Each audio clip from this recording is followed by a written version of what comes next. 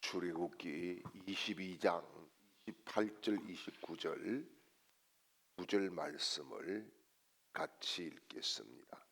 너는 재판장을 모독하지 말며 백성의 지도자를 저주하지 말지니라. 너는 내가 추수한 아들들을 내게 줄지며. 아멘. 할렐루야. 하나님께서 오늘 이 시간에도 이 말씀으로 우리에게 다가오시고 또 우리의 앞길을 열어주시고 성령의 부으심을 풍성히 허락해 주시는 거룩한 사건들을 베풀어 주시기를 주님의 이름으로 축복합니다. 이 출애굽기 22장이에요. 이제 출애굽기 22장 이 말씀은 20장, 21장, 22장 계속해서 이제 연결되는 그런 말씀인데 출애굽기 22장의 큰 주제는 하나님의 백성답게 살아라는 거예요. 하나님의 백성답게. 그냥 지금까지 이집트에서 살던 그 방식, 그 생각, 그 사고, 그런 모든 것을 다 버려버리고 뭐예요? 너희들은 이제 하나님 백성이 되었다. 하나님 백성답게 살아라. 하나님 백성답게 사는 것이 크게는 두 가지예요. 하나는 뭐냐 하면은 공의가 있어야 된다. 지금 공동체가 움직이는데 한 곳에 정착되는 것도 아니고 움직이면서 사니까 뭐예요? 공의가 없으면은 그냥 개판이 되는 거죠. 질서가 없어지는 거죠. 그리고 공의를 세운다는 것은 하나님의 의를 세운다는 것과 또 아울러서 질서를 세운다는 것이 포함되어 있습니다. 하나님의 의가 서야 되는 거예요. 공의 안에서. 그런데 그 의를 세우면서 따라오는 것이 뭐냐? 질서가 잡힌다는 거예요. 이 질서가 없이 그냥 움직이면은 이 공동체는 와해되고 외부로부터 공격, 내부로부터 내란 이런 것들이 일어날 수밖에 없다는 거죠. 그래서 하나님의 백성답게 사는 것은 하나님의 공의를 세워야 된다. 그 다음에 두 번째는 자꾸 여러분 공의 하면은 뭐가 문제가 될까요? 전부 다 정죄하게 됩니다. 다 단죄하게 돼. 다 나쁜 놈이에요. 자기 외에는 안 나쁜 놈이 한 놈도 없어요. 대부분 여러분 이 교회나 공동체 우리나라도 보십시오. 다 자기만 옳고 다 나쁜 놈이에요. 그렇죠? 그 왜 그래요? 공의를 자꾸 자기만 공의다, 자기만 의롭다, 자기만 막 맞다 이렇게 되니까 뭡니까? 여기에서 나오는 것은 이것만 계속 세우면은 서로 정죄하고 단죄하고 공동체가 파괴가 되는 거예요. 그 다음에 그래서 하나님이 이 하나님의 백성답게 사는 것에 대해서 주신 것이 뭐냐 하면은 자비의 법이에요. 자비가 있어야 된다. 심판은 하지만은 용서도 있어야 된다. 강자가 살지만은 약자도 살아야 된다. 그래서 이 공동체 안에는 두 가지가 흘러가야 된다. 그런 말씀을 해주고 있습니다. 그래서 우리가 출애굽기 22장은 단순히 고대의 하나의 고대의 이런 그 법이 아니라 법만이 아니라 뭐예요? 하나님의 백성이 하나님의 백성답게 살 수 있는 하나의 설계도다. 하나님은 큰 설계도를 만들어 놓고 하나님의 백성이 그 설계도에 맞추어서 살아서 결론은 뭡니까? 하나님을 영화롭게 하고 제사장 민족으로서 쓰임받는 그런 은혜로운 이 국가 건설을 하나님이 원하셨다는 거죠. 그래서 결국은 뭡니까? 이 법 안에서 제사장 나라의 어떤 법칙이 준수되기를 하나님이 원하셨다. 그런 말씀인 거지요. 그래서 오늘 이 출애굽기 22장을 딱 나누어 보면은 뭐냐 하면은 세 가지로 구별을 할 수가 있어요. 그게 뭐냐? 첫 번째는 책임을 지는 영성을 가져야 된다. 책임입니다. 공동체 안에서는 책임이 중요하다는 거예요. 예. 각자의 책임들이 굉장히 중요한데 책임을 회피하지 말아라. 예. 여러분, 가정에서도 남편이 자기 책임 회피하면은 그 가정은 파괴됩니다. 엄마가 가정에서 자기 책임 회피하려면은 자녀들은 고아됩니다. 여러분, 교회에서도 마찬가지인 거예요. 교회에서 당회원들이 져야 될 책임을 회피해버리면은 교회는 개판이 되는 겁니다. 집사들이 져야 될 책임을 지지 않으면은 교회는 완전히 와해돼 버리는 겁니다. 지금 이스라엘이 하나님 나라의 제사장 국가로서의 책임을 잘 져야 되는데 오늘 우리 출애굽기 22장 1절 말씀을 한번 같이 읽어볼게요. 1절입니다. 사람이 소나 양을 도둑질하여 잡거나 팔면 그 소 한 마리에 소 5마리를 갚고 양 한 마리에 양 4마리로 갚을지니라. 아멘. 이게 뭡니까? 하나님 백성들의 그 제사장 국가에서는 뭐예요? 피해를 입히지 말아라. 피해를 입히지 말고 피해를 회복해라. 그래서 뭡니까? 소유 침해에 대한 법을 마련해 주는 거예요. 그래서 구체적으로 말씀하는데, 자, 소 한 마리 몇 마리? 소 한 마리에 몇 마리예요? 5마리. 양은 4마리. 예. 배상의 법칙이죠. 배상의 법칙인데 우리가 이거는 뭐냐 하면은 남의 소유를 침해하면은 5배, 적어도 4배의 중과 대상이 된다. 그런 말씀을 하고 있습니다.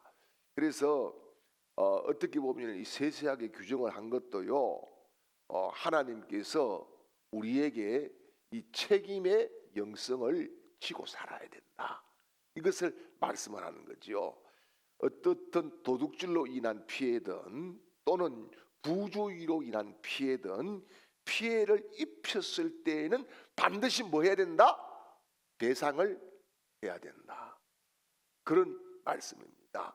이건 뭐예요? 책임져야 된다는 거예요. 회피하거나 도망가지 말아라. 책임을 져야 된다. 그런 말씀을 해주고 있는 거예요. 그러니까 우리가 현대적으로 이걸 표현하자고 하면은 이렇게 할 수 있겠지요. 나는 원래 그런 의도가 아니었어요.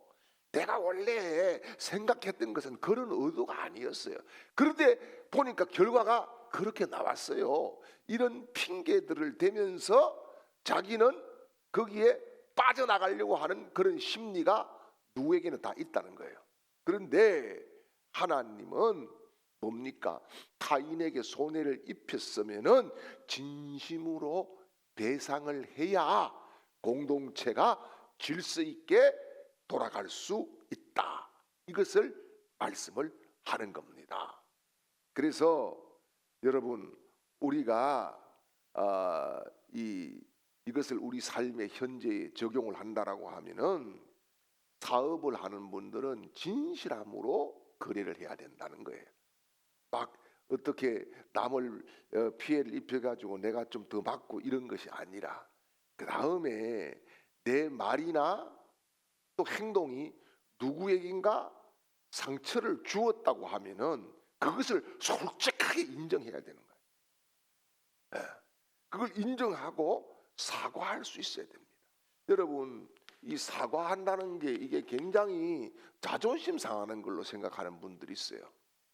여러분, 사과는 자존심의 문제가 아니라 뭡니까? 관계의 문제인 줄 믿습니다. 그래서 여러분 가족 간에도 심지어 자식에게도 잘못됐으면 미안하다라고 사과할 줄 알아야 돼요. 그렇게 사과를 하면은 뭐 아버지의 엄마의 권위가 떨어진다 아닙니다. 관계가 더 깊어지고 신뢰가 되게 돼 있다는 거예요. 그래서 여러분 우리가 가정에서 직장에서 어때요? 책임을 회피하면은 안 되고 책임을 지는 존재로 하나님께서 우리를 부르셨다. 교회에서도 마찬가지예요. 목사가 책임적인 존재로, 또 당회원들이 책임적인 존재로, 또요 집사들이 책임적인 존재로, 예? 성도들이 책임적인 존재로 하나님이 우리를 부르셔서 하나님 나라의 일꾼으로 세워주셨다. 이것이 출애굽기 22장의 첫 번째 책임의 영성을 강조하신 하나님의 의도인 줄 믿으시기를 바랍니다. 자, 두 번째는 이 책임의 영성을 말씀을 하신 그 이후에 또 한 가지를 더 말씀을 하지요. 이게 뭐냐? 자비의 영성입니다. 자비의 영성을 가지라. 이건 뭐예요? 약자를 돌아보라는 거예요. 여러분 공동체에는 어디서나 약자가 있다는 거지요. 그래서 여러분 오늘 22절 23절 말씀을 같이 한번 읽어볼게요. 22절 23절입니다. 22절요. 너는 과부와 과를 내가 만일 그들을 해롭게 함으로 그들이 내게 부르짖으면 내가 반드시 그 부르짖음을 들으리라. 나의 노가 맹렬함으로 내가 칼로 너희를 죽이리니 너희 아내는 과부가 되고 너희 자녀는 고아가 되리라. 자, 여기 보니까 뭡니까? 약자를 괴롭게 하지 말아라. 너 힘 있다고 까불지 말아라. 이런 말씀이에요. 그 힘 있다고 힘 가지고 사람들을 괴롭히지 말아라. 그래서 여러분 약자는 뭐냐? 하나님의 눈에 가까운 사람들이다. 가까운 사람들이다. 그런 말씀이지요. 그래서 여기 보니까 딱 정해놨죠. 고아, 또요 과부, 또 객, 이방인, 가난한 자. 이런 사람들은 사회적인 약자지요. 그죠? 사회적인 약자예요. 누가 돌봐줄 사람이 없는 거예요. 그래서 어떻게 보면 이들이 약자가 여러분 약자가 하나님 나라에서 하나님 눈에서는 뭡니까? VIP가 될 수도 있다는 거예요. VIP가 될 수 있다. 하나님이 막아주고 하나님이 붙들어주고 하나님이 사랑하는 그런 존재가 된다라고 하는 거예요. 그 다음에 두 번째는 뭡니까? 하나님 이들을 무시하는 것은 하나님의 심판을 자초하는 것이다. 하나님의 심판을 자초하는 것이다. 네. 여러분 그래서 이 땅에는요 무시당할 사람은 아무도 없다는 사실을 믿으십시오. 내가 무시할 사람 아무도 없다. 다 존중받고 존귀하게 여기고 하나님께서 VIP로 여기는 사람들밖에 없다. 그런 말씀이죠. 그래서 여러분 우리는 가끔씩은 누구나 다 그래요. 약자를 보면은 좀 이렇게 그 배려를 받아야 될 사람들을 어떤 그런 사람들의 의견은 무시되는 경우가 굉장히 많아요. 국가적으로도 그래요. 그래서 국가적으로도 우리나라에도 보면은 약자들 그 뭡니까 보행 장애자들 그런 사람들이 뭐 한 번씩 그 지하철역에 가서 막 데모하고 그렇게 하지 않습니까? 그런데 이제 도를 어겨서 문제가 되는 거예요. 도를 어기지 않고 정당하게 권리 주장을 할 수가 있는 거예요. 근데 도를 어겨 가지고 막 이상하게 거기에 비틀어 가지고 막 그렇게 하니까 이제 문제가 되게 되는 건데 여러분 사실 그렇더라고요. 살아보니까 장애인이라고 해서 무시할 사람 아무도 없다. 무시하면 안 된다. 나도 언제 장애를 입을 줄 모릅니다. 저도요 이 시각 장애 입을 줄 전혀 생각 못 했어요. 근데 사실 잘 안 보이요. 눈에 보이는 게 없습니다. 눈에 비는 게 없어요. 그렇게 될 줄 몰랐어요. 근데 여러분, 우리 인생은 아무도 장담할 수가 없다. 아무도 장담할 수 없다. 내가 건강하다? 그거 아무도 장담 못 합니다. 내가 뭘 가졌다? 그걸 누가 장담을 합니까? 장담할 수 없다. 여러분, 그래서 하나님 앞에 나에게 약자를 붙여주셨다고 하면은 하나님이 나를 그들에게 뭐예요? 책임적인 존재가 될 뿐만 아니라 하나님의 따뜻함을 보여주는 사명자로 나를 세우셨다는 사실을 믿으시기를 바랍니다. 그것이 뭐냐? 하나님의 마음을 시원케 하는 것이다. 하나님의 마음을 시원하게 해드리는 것이다. 그런 말씀이지요. 그래서 여러분, 우리 주변에도 보면은 그 약자들이 있지요. 약자들이 있습니다. 그 약자들에 대해서 말 한마디라도 따뜻하게 하는 것이 맞다. 여러분, 사람이 그렇거든요. 자기의 단점이 있거나 약점이 있으면은요, 어떻느냐 하면은 이 자존심이 세거든요. 여러분 그 보면은 저도 뭐 장애를 가지고 장애인들 이렇게 만나서 보면은 자존심이 굉장히 자존심이 있어요. 예.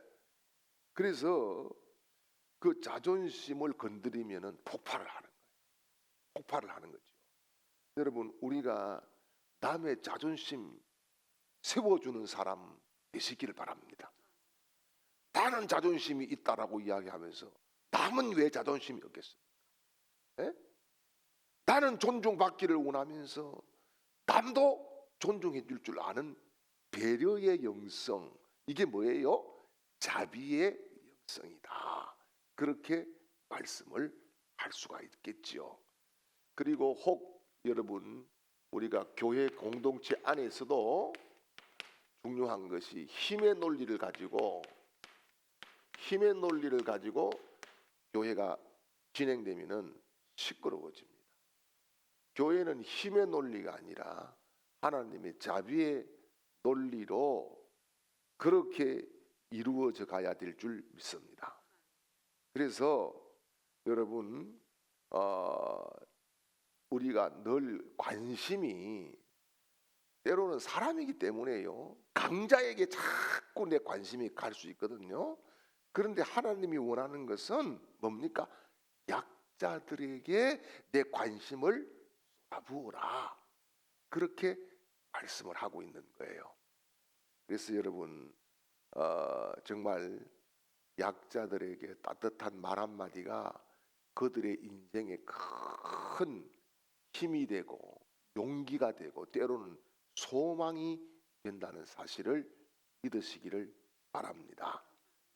그래서 여러분, 우리 교회 안에도 혹시 약자들, 이렇게 연세든 어른들 이런 분들에게 우리가 배려하고 따뜻한 말 한마디라도 그렇게 하고 건네는 그런 은혜로운 공동체가 될 수 있기를 주님의 이름으로 축원합니다.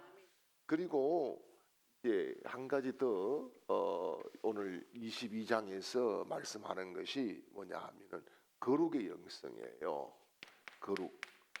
거룩의 영성을 말씀을 하고 있어요. 거룩의 영성을 말씀하는데 이건 뭐냐 하면 다른 말로 하면은 하나님께 드리는 삶, 하나님께 드리는 삶을 말씀을 합니다. 자, 오늘 우리가 같이 한번 읽어볼 게 있어요. 22장 28절 29절 같이 한번 읽어볼게요. 너는 재판장을 모독하지 말며 백성의 지도자를 저주하지 말지니라. 29절요. 너는 내가 추수한 것과 내가 짜낸 접을 바치기를 더디하지 말며 내 처음 난 아들들을 내게 줄지며. 아멘. 자, 여기 보니까 공동체를 이끌어 가는데 중요한 것이 있어요. 첫 번째는 뭐냐 하면은 하나님을 두려워해라. 하나님을 두려워해야 된다. 여러분, 우리가 진짜 하나님이 자비의 하나님, 사랑의 하나님이지만은 하나님은 때로는 진노하시는 하나님. 성경을 보세요. 하나님이 진노하시니까 일어나는 것이 심판인데 여기에 심판에 면할 자가 아무도 없어요. 자꾸 사랑의 하나님 그것만 우리가 믿고 까불면 안 된다는 거예요. 하나님이 이거 안 되겠다, 손 봐야 되겠다 하는 순간부터 하나님은 뭐예요? 심판하신 하나님이에요. 여러분, 우리가 마지막 날에 하나님을 심판대 앞에 우리가 서게 될 거예요. 누구나 다 서게 됩니다. 그때를 생각하고 살아야 되는 거예요. 지금 내가 힘이 있다고, 지금 내가 뭘 좀 한다고 여러분 그렇게 내 힘만 의지하는 것이 아니라 작은 것을 하나를 해도 하나님을 두려워하는, 여기에 뭐가 나와요? 경건이 나와요. 경건이 나오고 여기에 하나님의 의가 나와요. 그리고 하나님의 뜻이 무엇인지를 묻는 기도가 나와요. 그래서 하나님 두려워하지 않으면 기도할 필요도 없는 거예요. 말씀 볼 필요도 없는 거예요. 그냥 하나님 뭐 맨날 하나님 나 사랑만 하시는데 뭐 그렇게 계속적으로 가게 되면은 문제가 심각해요. 그래서 이스라엘 백성에게 하나님께서 너희는 나를 두려워해야 돼, 이런 말씀을 하시는데 이건 뭐예요? 질서를 위해서, 공동체의 질서를 파괴하지 않기 위해서. 두 번째 말씀을 하고 있어요. 거룩의 영성이 뭐냐? 첫 열매를 뭐라고요? 첫 열매를 드려야 된다. 첫 열매를 드려야 된다. 이런 말씀을 하고 있는데 여러분, 첫 열매라고 하는 것은 이 의미는요, 소유 전체가 하나님의 것임을 인정해야 된다 이 말이에요. 여러분, 이집트에서 출애굽에서 나올 때 마지막 재앙이 뭡니까? 장자의 재앙이거든요. 장자의 재앙은 무슨 의미냐? 큰 아들이 죽었다, 마지가 죽었다, 그게 의미가 아니에요. 이 당시에 마지는 그 가문의 대표입니다. 대표가 죽은 것은 다 죽었다는 거예요. 첫 열매를 드린다는 것은 다 드린다는 거예요. 모든 소유가 하나님의 것입니다라고 하는 것을 인정한다는 거예요. 여러분, 사실은 이 땅에 물질이 필요하고 물질이 필요하지 않는 사람이 누가 있겠어요? 그런데 그 소유가 하나님의 것이다라고 하는 것을 늘 인식하고 할 수 있기를 바랍니다. 하나님께서 내게 맡겨주신 것이다. 맡겨주신 것이다. 그래서 사람들이 이 자꾸 그 소유 때문에 시험 들고 소유 때문에 넘어지고 소유 때문에 자꾸 욕심 부리다 보니까 막 이상하게 관계도 파괴되고 그렇단 말씀이죠. 그래서 여러분, 이 하나님의 소유다라고 하는 사실, 그것을 내가 확신 가운데 적용하고 살면은 바울같이 풍부에 처할 줄도 알고 귀천에 처할 줄도 아는데 여기에 뭐가 됩니까? 모든 것에 감사. 모든 것에 감사할 수 있다. 그래서 여러분, 우리가 뭘 많이 응답을 받았다도 중요하지만은 하나님은 내가 응답 받은 것보다 내가 얼마만큼 어떤 감사를 드리냐에 관심이 있는 줄 믿으시길 바랍니다. 오늘도 우리가 살아있는 거 감사잖아요. 누가 오늘을 보장합니까? 하나님만이 보장할 수 있는 거잖아요. 그렇죠? 그래서 이 첫 열매를 드리면서 하나님의 거룩의 영성을 너희들이 갖추야 공동체에 하나님의 축복이 임한다. 이런 말씀을 지금 하고 있는 거죠. 그 다음에 또 한 가지가 있어요. 뭐예요? 지도자를 존중해야 된다. 지도자를 존중하라. 이렇게 말씀을 하고 있어요. 재판관을 존중하라. 지도자를 존중하라.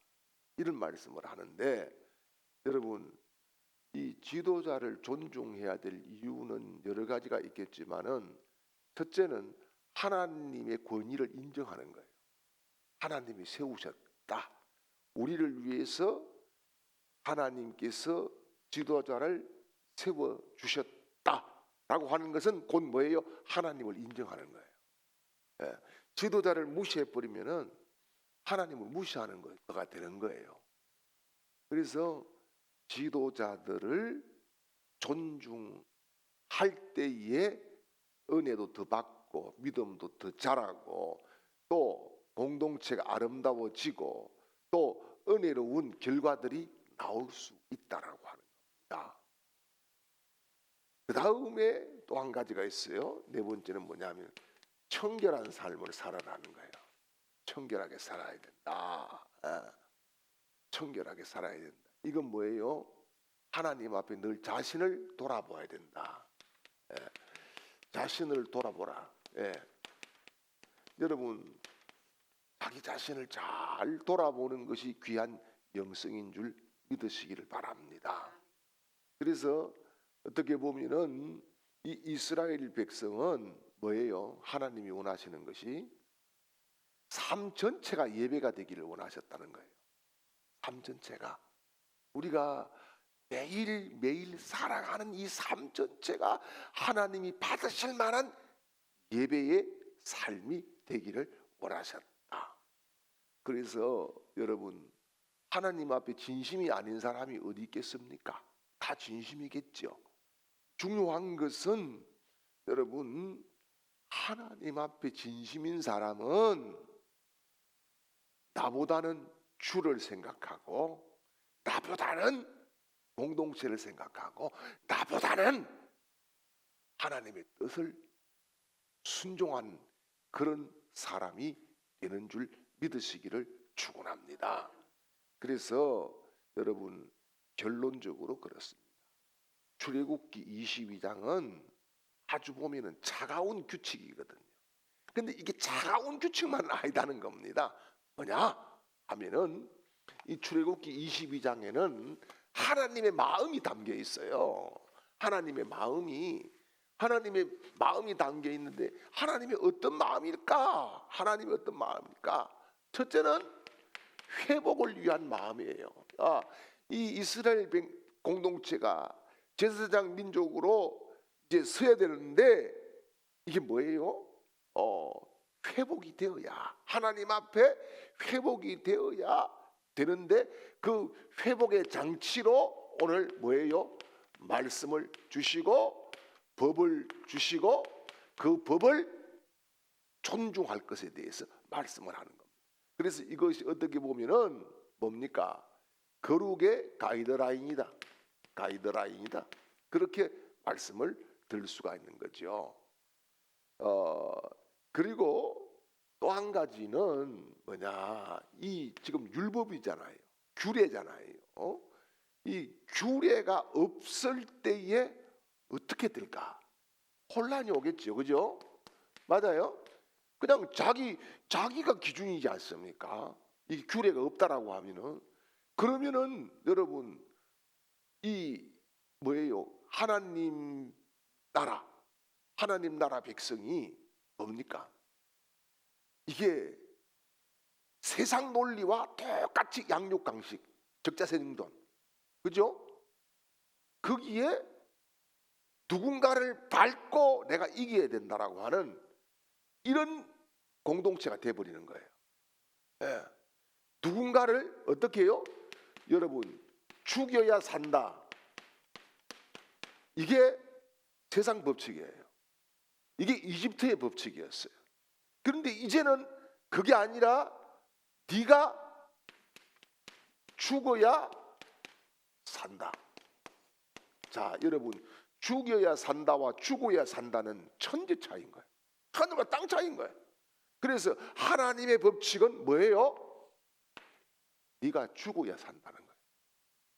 네가 죽어야 가정이 살고, 네가 죽어야 자녀가 살고, 네가 죽어야 교회가 살고, 네가 죽어야 민족이 산다. 그거예요. 예.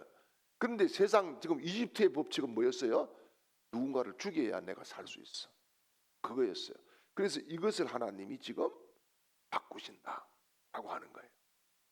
그 다음에 또 한 가지는, 이게 세 번째 결론은 뭐냐면은 책임을 지는데, 누구나 다 책임적인 존재인데 그 책임을 지는 것은 의무가 아니라 뭐냐? 사랑이라는 거예요. 사랑이다.